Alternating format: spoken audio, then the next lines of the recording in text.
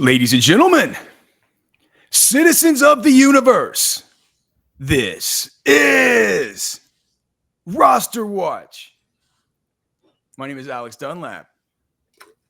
I'm joined by the trash man and his panting dog, per our usual arrangement. I'm joined by Cody Carpentier. It's hot here in Austin. It is today, and it's hot in the fantasy football streets, boys. Good to have everybody back after some travel this week for some football related events and some sickness related events for Cody. But we're all three back, and it's starting to feel like, man, we're getting close to where it's 4th of July time. And we all know that after 4th of July, it's Scott Fish Bowl time. And after that, we're going to start getting the normies back around here, talking about fantasy football, their season-long leagues, their home leagues. We've been talking about it for a while. We have the Ultimate Draft cheat sheet available in PPR over at RosterWatch.com. Soon to come with the standard and half-point sheets and the Superflex sheets. But we're getting a good idea of ADPs. And today what we're going to be doing is, as these things are starting to come together a little bit, we're going to be talking about mid-round, late round, and what we're going to be doing, let's just say in round 6 through 14, as far as players that we'd like to come out of those rounds with. And we'll each list our favorite player in round 6 through 14 that we are interested in coming out of our drafts with. Clearly, we won't get them every time, but these would be our top targets. Cody, let's start in round 6. Let's start with you. All right, I'll make this one easy because everybody already knows it's one of my favorite guys, so I won't have much words to say here. But the running back for the Pittsburgh Steelers, 72nd overall right now in ADP, so right there at the end of the 6th round. So if you're drafted at the 601, 602, you'll most likely he'll be available. Caleb Johnson here, his ECR is 94, but on Yahoo and some of these other places, he's going around 63, 66. So I think round 6 is still a fantastic place to get him. I'd feel good all the way up into the 5th. And, by the time drafts really get cooking and we're maybe in mid-August, I wouldn't be shocked to see him in the late 4th. But here in the 6th round, at the back end of the 6th round, I'll take Caleb Johnson. Can I just say, okay, so maybe it's just way too much on my mind because I just shared with you guys the first of the tools the first of the metrics that need to go in to be created to create our strength of schedule tools, and it's the implied team total tool and game script tool. We'll also be adding the dome game / environment tool, but the implied team totals and spreads tool is part of the strength of schedule tool, which also is going to take into account once Cody and I get in here and start grading out all these different units, whether it's the cornerbacks, the safeties, the front seven, the pass rush, all this. So we don't just look at fantasy points allowed from last year, right? We will take a little bit of the last 10 weeks as far as adjusted fantasy points allowed for the strength of schedule tool, but that's only like 20% of it, right? The vast majority of it is the personnel that they have this season that teams are going to be matching up with. But one of the things for running backs that we do factor in is these implied team totals and these projected game scripts. And Cody, I just do wonder, you see Pittsburgh, I see here, they have an average implied team total of 21.4 over the course of the season. That's 1, 2, 3, 4, 5, 6, 7th worst of anybody. Does it bother you at all that there's and it doesn't always worry you if the game scripts look to be kind of bad for these guys, if you know that they're going to be weapons as pass catchers and like in trailing mode, with the concerns about Caleb Johnson and the fact they focus so much on his pass protection and stuff like that. Do you worry at all about a lack of volume just due to game scripts? I don't worry about that. I think that Aaron Rodgers is still a fine quarterback. I mean, you're talking about a guy that came off of last season. I know with the Jets, it was kind of an abysmal year, but he had almost 4,000 passing yards, 28 touchdowns, 11 picks. Like, this offense is going to move the football, and I think it's going to come on the heels of that revamped offensive line that we've talked about the last couple of years, and that has blocked for Najee, and that has allowed this team with underwhelming quarterback play the last couple of years compete for a playoff spot. I think this team's a playoff team. I talked about this on my solo show the other day about one of my hot takes for the year is the Steelers are going to win the division. I don't think we're going to be in this complete, downtrodden 5-12 year with the Steelers, and I think that's going to benefit Caleb. Trash man, who do you got round 6? Round 6, I have my boy George Pickens out of Dallas. I was thinking I wanted to go with DeAndre Swift maybe, but I can't. I got to go with one of my Cowboys, and to be able to get a viable piece of the Cowboys offense in the 6th round, a guy who could potentially perform, as a high-end wide receiver 2. I mean, he could have wide receiver 1 numbers on given weeks. He could be in the realm of like a T. Higgins. And so to get that in the 6th round, to me, that's kind of immeasurable value. So give me George Pickens there. Can't argue with it at all. Just wanted to let everybody know what we're using here as far as ADP. We're using a composite of Yahoo, FFPC, Underdog, the Fantasy Pros Draft Wizard, the Fantasy Pros Expert Consensus Rankings, and ESPN.com ADP. So some of you might, if you're only drafting on Underdog or something like that, you might think these ADPs are out of whack, but this is more closely to what they're going to be for your home leagues. Mine is going to be in this one pretty easily Travion Henderson. And you're going to be able to get him later than this on Yahoo, on ESPN and stuff like that. He's going to be more like a 7th or 8th round pick on those platforms, at least to start, but he's getting pulled up a little bit here in our composite just due to where he's ranked by the expert consensus at Fantasy Pros and also in FFPC in the high stakes leagues. He's going at 56 overall right now. So I think that it says a lot that in the FFPC and the Sharp leagues, he's going in that spot. He's super talented. I've said it before. If I get 12 carries a game out of him and 5 targets, I feel like I've hit jackpot. And New England is actually a team that is. I can't believe that it's like it's can't believe it's a team that is actually kind of middling as far as what people are expecting as far as their game scripts this season. So that would be mine is Travion Henderson for the Patriots. Trashman, let's start with you this time for round 7. Okay, round 7 for me, it's Calvin Ridley. Just the opportunity to get a team's number 1 receiver with a rookie quarterback who could be, the next Jaden Daniels. Or the first Cam Ward, to me, to be able to get that kind of value in the 7th round. That's just kind of crazy with a player of Calvin Ridley's, pedigree. We know what he's capable of, and we just needed a good quarterback to pair with him. And hopefully we're getting that in Ward. He's going to get a ton of targets there in that offense. And he's compared to some of these other receivers who you can take in the 7th round. I think he's maybe the best red zone option of that group. I like a lot of picks here in this round. A lot of guys Chris Olave is going in here. Jordan Addison's going in here. Travis Kelce. And I considered all those guys, and I think Ridley has the best red zone presence of that crew. Travis Kelce. I mean, it feels weird to say Juwan Jennings, but I think, dude, I can't believe I'm going to say this. This is a guy that I've never liked as far as anything as being a prospect or anything. But it's Brian Robinson. Look, man, he's actually a better pass catcher than he's given credit for. He's obviously going to be their kind of lead guy. You hear Austin Eckler talk, and he talks about how it's he thinks it's a really good running back room that they have, and all they brought in was Ja'Cory Krosky Merritt. I think that Bob. Yeah, who's the? Is it not Travis Homer? Jeremy McNichols? Nichols, baby. McNichols. Yeah, the only other one there. Brian Robinson's going to be their lead back. And I hate to keep going back to this tool, but like I said, I just finished it this morning. And as far like Washington, they're only not favored in 1, 2, 3 games this season. And they have the 4th highest average implied team total at 25.2 behind only the Detroit Lions, the Baltimore Ravens, and the Buffalo Bills, and you get the lead back on that team at the end of the 7th. So maybe even 8. I'd prefer him in the 8th, but yeah, I hate to say it, but I'm kind of in on B-Rob. Cody? I mean, I'd started to turn the corner last fall when I saw him at training camp, and he seems like he slimmed up a little bit. I think he's going to continue to grow in that offense, especially as Eckler ages out. I think he's kind of take advantage of it. One player I'm going to take advantage of is a value here in a guy that, we've only seen him for a decade now finish as either the tight end 2 or the tight end 1 up until this last year, finished as a tight end 6 in a fantasy points per game basis, dropped down to 800 yards, only 3 receiving touchdowns this past year.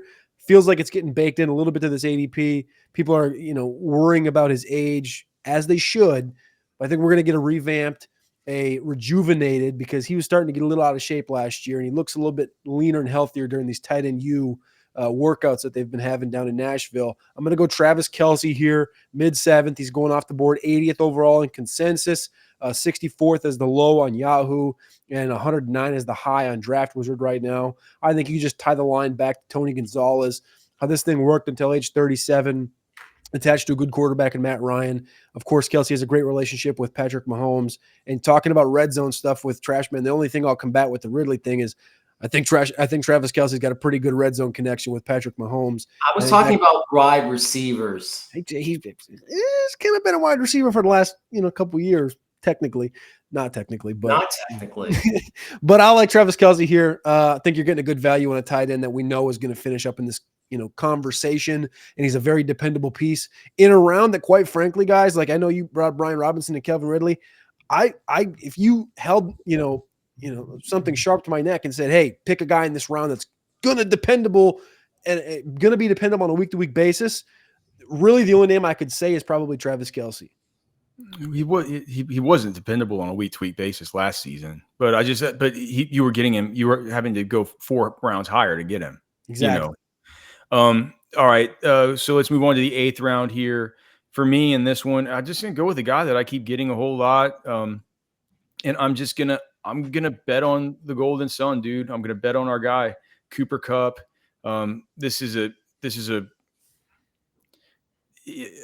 It kind of goes against a little bit of what I kind of want to get off board with these guys and let go of my biases. And we all know that Cooper Kupp has been, everybody in Roster Watch has had him in Dynasty since he was a rookie. We all have him. We all love him. He's been great. It's not scientific at all. I feel like last year he was never right. And I don't think this is the year that Cooper Kupp falls off. I think he's got one last gasp in him. And this is going to be it. If we're talking here, we're talking about the 8th round of our draft. This is the very bottom of the 8th round too. You can generally get him in the 9th and sometimes 10th round. I'm getting him a lot, usually in the 9th or the 10th. But even here in the 8th, where he technically is, with the second to last pick of the 8th, as far as his consensus ranking across all the sites, I'm going Cooper Kupp here and just hoping he can return to form. Cody? I don't hate that. I don't love this round either, though. I kind of just brought it up. I didn't love the 7th round, and I don't really love the 8th round. But if there's one player that I think I could tell you a story about, it's going to be Kyler. Most people will kick the can if they don't take the quarterback early, or they kick it down like Brock Purdy situation. I think Kyler's in a good spot, man. I think that the Seattle Seahawks are in a kind of a churn year where they're going to be floating around 500.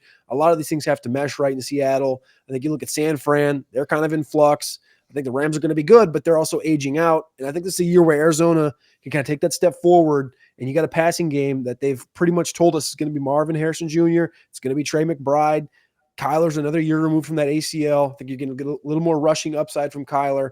I'm going to take him here in the early part or the mid round of the 8th round. So I'm going to go Kyler Murray and take my first quarterback. Trash man. To me, this is easy now that Cooper Kupp is off the board for me. It was a choice between these two guys. And for me, it's Najee Harris. I just think there's so much talk, so much scuttlebutt about Amara and Hampton in that offense, but I think Harris is going to be the first line of offense there for the Chargers. So I think that this is an easy one for me, potentially getting, a running back who could score double-digit touchdowns in 2025 in the 8th round. Give me that all day. All right, Cody, let's start the 9th round with you. Oh, well, thank you. Because I was like, I don't know if he's going to make it to me. I'm going to go Jordan Mason here. Jordan Mason's going at the board, 108th consensus right now, 114th consensus, sorry, but he's 108th ranked on our sheet. Yahoo's about 117th, 96th on FFPC, around that area. But 9th round, I think Jordan Mason's sitting in a spot right now in Minnesota where, you talked about it. The implied points, the strength of schedule tool is not really being nice to Minnesota. And I think a lot of that goes towards the quarterback situation. And I think if you believe that this quarterback is going to be competent in J.J. McCarthy under Kevin O'Connell, I think you can believe in a competent run game behind a very good offensive line. And Aaron Jones, more of a pass-catching back. I think he is going to start trending more towards that direction as he has in his later years. And it's going to allow Jordan Mason to kind of get the bulk of the carries, especially around the goal line. I talked about this also on, I think, Tuesday or whatever day I did that the hot take show. Jordan Mason could lead the league in rushing touchdowns would not surprise me, just because I think that's a good football team. And with a pseudo rookie quarterback, I could see the opportunities being there, kind of like a LeGarrette Blount situation. So I'm going to go Jordan Mason here in the 9th round. All right. Trash Man, you're up next. Okay, for me, it's going to be Matthew Golden from Green Bay. It doesn't feel a little early to you? I mean, I like the upside there compared to who else there. If I take over him, or if I take him over them, am I going to feel deep regret about? There's nobody there who I'm like would be champing at the bit to get otherwise. So yeah, give me Golden there in that round, with the upside that he has, potentially be that team's number 1 receiver. Okay, you can get Golden later than this, though. I think. Why is he getting pulled up so much? Is it because of underdog? What is it? So it looks like Underdog and ESPN. Okay. All right. For me, like, this is something that can't ever happen whenever I'm doing the simulations, because I run them on the Draft Wizard, but it's Rachaad White, and Rachaad White is going at on FFPC he's going like 123. Here we have him at 116 as far as consensus. But on the Draft Wizard, as far as the mock draft ADP from the Draft Wizard on Fantasy Pros, he's going at 93 over there. And I think that's why you don't get him as much running the sims there on that one. And of course, that'll tighten up as they pull in more ADPs from different spots, but we have to do it kind of manually here now. To me, it's that I feel like they talk about Bucky Irving and Rachaad White like they talk about them like a 1-2 punch. They talk about them like they want them to be, it's a tandem. They love their running back group, and Rachaad White can do so much. And we just saw last year, I think he had the most receiving touchdowns did he have the most receiving touchdowns of any running back last season? I think that might be true. Those are stats I shouldn't be just ripping off without totally knowing them, but I think it's something close to that. Really just another thing too is Bucky Irving is like we want to have part of this offense, right? This is an offense that's going to be top 10. What? Hold on. Oh no, I think it was Achane and White. Okay, so close, right? Yeah, so tied. This is an offense that's going to be top 10 in weekly implied team totals, and I don't think they're going to be able to keep banging, just play after play for a whole other season. 195-pound Bucky Irving in between the tackles and have that guy stay healthy. It's going to have to be a tandem, man. Like Rachaad White's going to get to play. So yeah, that's where I'm going. 10th round, give me Rachaad White. Did you skip a 9th round pick? You skipped 9th round. Oh, did I? Yeah. I was like, are you taking Rachaad in the 9th round? Okay. So I went 10th round. All right. 9th round. So that's my 10th rounder. My 9th round. I hate the 9th round. Maybe that's why I just moved on. Here, I just take ETN for the same reasons. take Evan Ingram or David Njoku in the 9th round. Okay. Let's move on to the 10th round. And then I've already said mine. So how about Cody? You go yours. All right. I mean, this is an interesting one. I think there's a lot of different dynamics here. Obviously, you got the quarterbacks at the top, and Purdy, Herbert, Williams, and Prescott kind of all in this area. But I'm going to go Keon Coleman. A lot of people hate this. You can see the ADP disparity from Yahoo 166 all the way down to like the 108, 112, 118. I'm fine with that area. I think this is exactly where he's at. Round 10 for Keon Coleman, a guy that, I've said my piece on multiple shows. People who listen to Roster Watch Nation know how I feel about Keon Coleman. I think he's going to be the alpha in this offense. I don't think he's going to sit behind a Khalil Shakir and Elijah Moore that I actually love, or Josh Palmer. Not going to sit behind Josh Palmer. Like, what are we doing here? This is Keon Coleman's offense. This is his situation. This is his opportunity to really show up and blow onto the screen and blow onto the scene and give us like 8, 9, 10 touchdowns and 1,000 yards. All right, Trash Man. To me here, it's got to be Dak Prescott. With your boy, I kind of like that. I mean, I usually don't love Dak. Well, I don't love Dak in reality, but for fantasy purposes, he's got this new addition. Like I don't know if we're comprehending the potential for George Pickens in this offense. So I think this might be a banner year for Dak Prescott under center for the Cowboys, and to be able to get him in the 10th round, I think that's value there. Stacking up Pickens and Prescott. I kind of like it. All right, let's. Are we drafting teams here? Because if that's the case, I have like all running backs. Are we doing teams where we're gonna get graded on these teams? I mean, we're not, but I might post it on Twitter and see what the. Okay. The all right. Let's go to the 11th round. I screwed us up with our with where are we as far as who's first? Is a trash man first this time? Whatever. I think I'm first this round. I'm not even sure we ever made rules about who goes first. We've just been going like, I don't either. But for me in this round, it's going to be Tyler Warren for the Colts. I mean, they've just been talking him up already in camps. And if there's one thing Daniel Jones needs, it's a safety blanket there in that Indianapolis offense, or Anthony Richardson if he somehow, gets that hold back on the quarterback position there under center. I think Tyler Warren, he's going to change. He's going to break the mold for Colts tight ends over the past few seasons. I think we finally get a Colts tight end who's going to be a viable fantasy contributor on a weekly basis. And Warren, so yeah, give me him. He could be top 5 tight end upside. All right, I'll go. I mean, it's Jaden Blue for me for Dallas. Here in the 11th round. So you can sometimes get him 12th round, but give him to me in the 11th here. I'll go ahead and take him. It's this doesn't just have to do with my supreme lack of faith in Miles Sanders and Javonte Williams. It has to do with just it's real easy to forget just how dynamic and how good Jaden Blue was last year. And a little bit of the season got derailed because of the way that Tashard Choice and Steve Sarkisian really just hated some of his fumbles. But if you go back and look, the fumbling wasn't really that big of an issue. I feel like they made it a bigger deal than it was. And when I was doing some work for a report I did last week, watching back one of the backup guards for Texas and getting the all 22s and stuff, I was thinking, dude, Blue was awesome. I was thinking to myself, I'm like, gosh, man, it feels like Texas for a while there, they really screwed this up and didn't use him enough when they were using so much Trey Wisner. So, give me Jaden Blue. He's gonna have a significant workload in his rookie season if Javonte Williams is as sapped and if Miles Sanders is as sapped as they looked last season. And you can't tell me not to believe my lying eyes about that.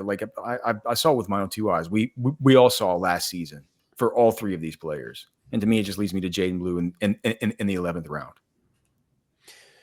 In the 11th round, I would have taken Jaden Blue, but I got sniped. So I'm going to take another guy that, has the wheels. He came out a year ago, actually, and showed that he could play football. He's a 4th-round pick as well. He gave us 3 RB1 weeks in the back half of the season when he saw between 50 and 60% of the snaps. I'm going to go Isaac Guerendo here. I remember, the last couple of years, this has been Kendre territory, Roshan territory, rookie territory. Jaden Blue, one of those names. I'm going to go Guerendo here because I know he can play football. I know they'll use him in this offense, and I know Christian McCaffrey's probably not playing 17 games. Fair enough. All right, let's move to round 12, and I guess start with Cody. Yeah. Sure. Round 12 sucks. Give me Marvin Mims. I'll go to Denver. I'll take Marvin Mims. I'll just, I don't love this thing, but I'm going to just, put him on my roster. I'm going to let him sit there, and I'm going to see just kind of what unfolds, see if Sean Payton decides that he wants to use Marvin Mims like he did, the last, 2 weeks of the season and score points and win games, or if he's not going to not use him. If he doesn't use him, I'll just cut him. We're getting to that territory where I'm fine if I throw a dart and miss. I'm going to take Marvin Mims here at the 12th. Trash man.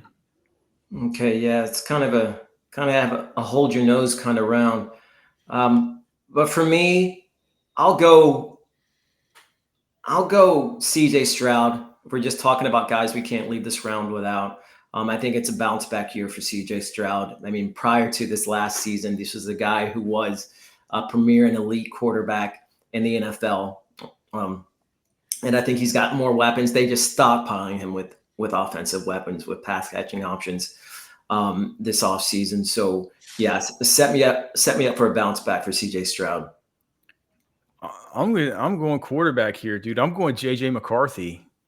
I think Your he's going. tool would tell you not to, though. You I think the implied team total tool. Look, we have to take it into consideration. We have to use it as part of the process, right? It's gonna be part of the strength of schedule suite of tools available to our pro members, of course, at RosterWatch.com. The best way to support us, by the way, is going to get into pro membership at RosterWatch. It's how we can do this. But I think he looks good. I think he looks good. Every clip I see, he looks awesome. He's got an awesome surrounding cast. The offensive line has been upgraded. He's got Kevin O'Connell there, the coach. That's like the new quarterback whisperer. And man, if he's seen enough of the guy to say like, dude, I don't really care about what we had last season with the really special thing that happened with Darnold and all the rest of it. It's like McCarthy's better, and I picked him to be the future. And I think things are lining up. It just makes sense.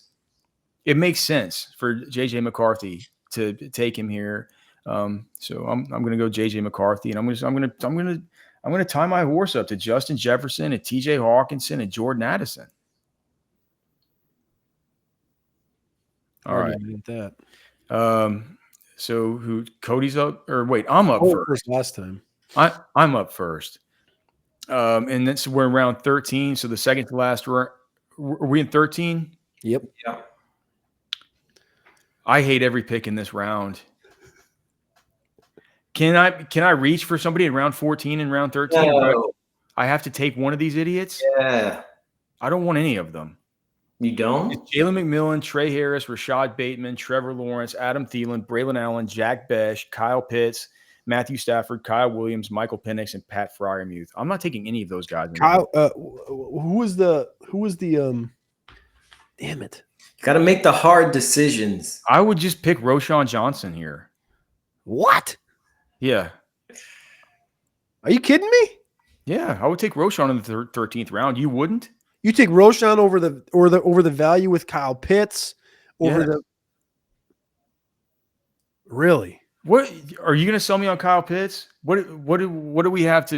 I mean, it's a 13th round, homie. Like, we got Michael Penix. Like, I think Trashman's probably going to. I think I could probably give Trashman a high five through the screen on this one. I mean, it's a 13th round, man. This isn't like the 6th round. This is the 13th round with Kyle Pitts. I got Kelsey on my squad, and I'm going to take him. Okay, well, dude, You're looking at Michael Penix, a guy that we saw. I mean, like, for me, the pick here is Michael Penix. Easy. All right, well, there you go. We're back to back with the Atlanta thing. I think that makes a ton of sense here because it's like you saw Michael Penix raise the floor in Washington. I don't want any of these players. I'm not gonna stand on a soapbox for any of these guys. All right, well, we'll Dante Culpepper you then, and we'll skip you.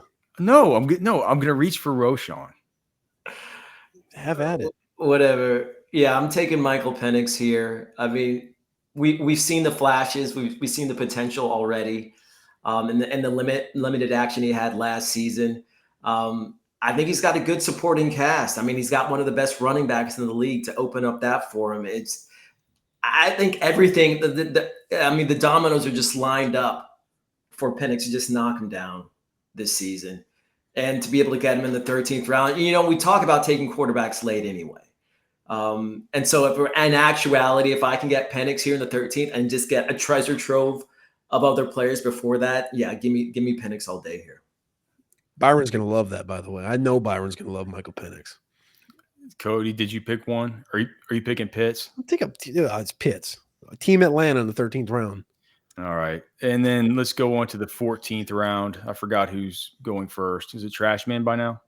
It is me. Final round, Trash. Well, you've already chosen Roschon Johnson, so I mean, like, oh, but I guess that was for the previous round. So yeah, you can choose him. I don't know what that does to our system. Yes, you can take Anthony Richardson if you want to, Trashman. I can take anybody at this point. In that case, no, give me.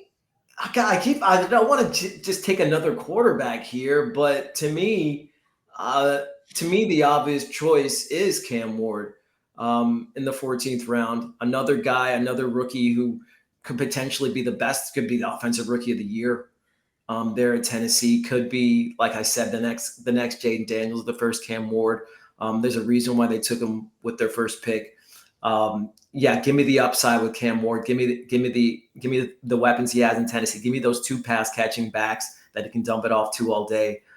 Give me Cam Ward. I'll go. I would consider reaching here to get Dylan Sampson, who's going in the next round. But the guy that I would take, especially if I'd held out on tight ends here, is I would go Hunter Henry. We've talked about it a bunch. We talked about his on-off splits with Drake May.